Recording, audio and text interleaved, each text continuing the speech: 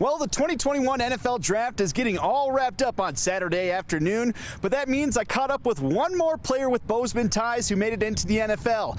I sat down with offensive lineman and Bobcat Hall of Famer John Borchardt for his thoughts on being drafted back in 1979. It was pretty special. I remember the day, and it was, like you said, a culmination of a lot of great things. And Borchardt was expecting to go in the top 3 rounds and finally heard his name called in the 3rd round, pick number 62 by the Buffalo Bills in the 1979 draft. I remember it not being much of a big deal at all. I remember going to class, taking a test, coming back in the afternoon and getting a phone call from Buffalo Bills and saying, "Hey, congratulations, you've been selected in the 3rd round." His memories of playing in Buffalo were much better than his initial impression of the city, which doesn't look much like it does now. However, he enjoyed his time with the Bills and their passionate fans. They were just absolutely amazing.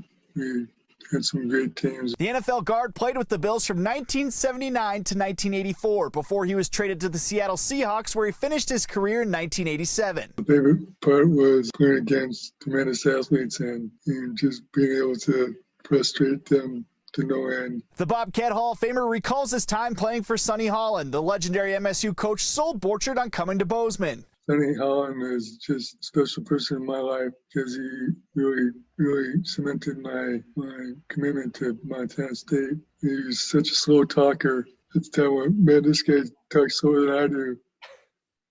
So I like this guy.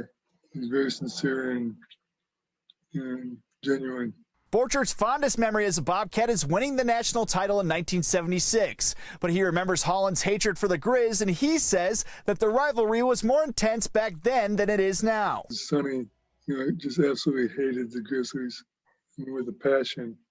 And he let it be known that you could be 1-10 as long as the one was against the Grizzlies.